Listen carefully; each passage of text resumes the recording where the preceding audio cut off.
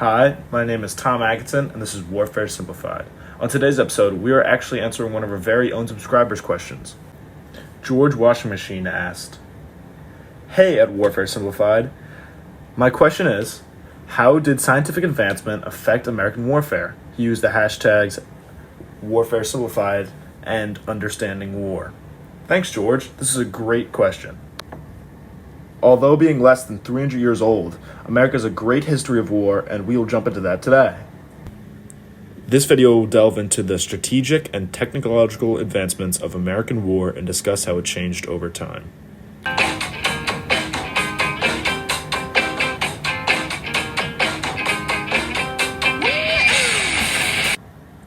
And so on that note, let's first talk about the Revolutionary War. The flintlock musket, as shown here, was one of the most important weapons in the War of Independence. They only contained a single shot, but were much more accurate than the average British musket. Unfortunately, in close combat, this weapon was no match for a bayonet, a gun with a sharp edge at the end of it. The historical weapon also took a very long time to reload, which caused it to be unreliable in a one-on-one fight.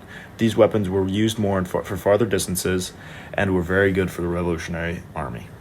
The strategies of the Revolutionary War were much different from the modern adaptations, as the Revolutionary War did not contain many tactics like hiding behind trees. The two armies would stand facing each other and fire their muskets at each other normally at a distance of roughly 50 yards. When in a battle, the first row would fire, then reload, and the second would fire, and they would do this interchangeably until one side became the winner. This was called linear tactics. Although it may be funny to think about that two professional armies would stand in the open and leave their bodies out to be shot, the fact that the ranged weapons of this time could not hit water when falling out of a boat, and so by giving the clearest opportunity to hit a shot, both sides would take it.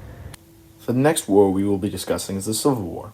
The use of railroads and telegraphs were very instrumental in the Civil War, and with the new speed of communication, the outcomes of battles and more relevant battle strategies would come into effect. With this came the introduction of ironclad warships, which was the procedure of placing iron armor outside of wooden boats. These new boats would be able to fight for much longer periods of time because of the fact that they were not as fragile as wooden boats. Although the South did not have a navy, the ironclad warship was very important for the North to give them a clear advantage of the seas, and they would be used in various battles by raining down fire on southern forts, leading to many Union victories. Rifling muskets and mini bullets came into effect, which worked off each other very well. Before the Civil War, muskets could only shoot up to 300 feet, but with these new mini bullets and rifling combination, they could shoot up to 3 times that. The Gatling gun also came out of the Civil War, which was at first created to scare away troops to show its immense killing power, but it actually did the opposite of that. The weapon was not used very much in the Civil War, but it was very powerful. Now we jump 50 years into World War I, which was the accumulation of the Second Industrial Revolution and increased tension in Europe due to long-standing peace. Although America wasn't really a major factor in World War I up until the very end, it was still very instrumental in American war history. Trench warfare was the new military strategy at the time, and this was because of the increased power of modern weapons. Trench warfare was when two armies would dig trenches across from each other, normally 50 to 250 yards apart. These trenches could become incredibly disgusting, as men would spend days or even weeks in these trenches. Many men would die in these trenches due to disease and uncleanliness. This new strategy came into effect when weapons became much stronger, like the machine gun and gas warfare.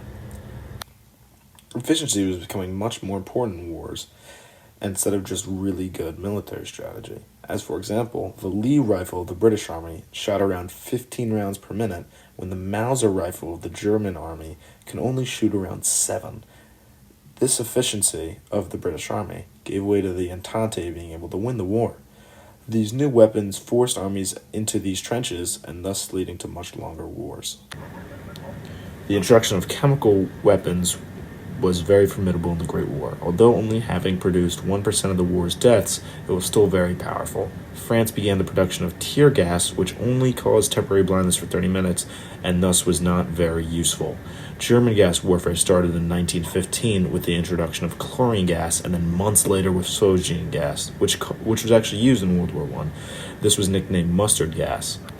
This gas would lead to brutal suffocation and made up 85% of the gas deaths in the Great War. Gas was later banned in the Geneva Protocol of 1925, as it was deemed inhumanitarian. Mustard gas was actually used later for various pharmaceuticals and other medical practices. America, in World War II, took a big leap in modernization. Although computers were just at their infancy, calculations for weapons and radar became heavily used because of their accuracy and speeds. Being able to see something without actually being able to see it became very useful in military defense and with anti-aircraft guns. Although it was just first used in 1944, the radar was very helpful in taking down Italy. Penicillin and blood transfusions were also very influential in World War II. These two gave way to save many young men's lives and led to more survivors of the Second World War. For example, before D-Day, the USA produced 2.3 million doses of penicillin to save Allied lives. Blood transfusions were actually created by a U.S. surgeon named Charles Drew, and this procedure would save many lives that were deemed unsavable before this. And finally, the Manhattan Project. The Manhattan Project was the creation of a never-before-seen nuclear bomb, a bomb that could wipe out millions of people and destroy cities in its path. The bomb has only been used twice in wars, both in the Second World War against Japan, with America hitting Hiroshima and Nagasaki. This incredibly terrifying bomb would lead to a Cold War between the Soviet Union and Russia, which could have been disastrous. The Cold War was the arms race between the USA and the USSR. The creation of an unnecessary amount of nuclear bombs gave way to fear against the Soviet peoples and reinvigorated the American nationalistic sense. By 1965, America had 31,000 nukes, and Russia had 6,000. Although that number may seem like a large gap, 6,000 nukes can easily wipe out human civilization by themselves. To answer George's question, American warfare was heavily affected by scientific advancement, and that scientific advancement helped lead it to become the world's empire that it is today. From linear tactics to nuclear bombs, America has had various changes throughout its timeline, but one thing hasn't changed: its determination to keep growing and become a better country. Thank you for listening, and I'll see you next week. Goodbye.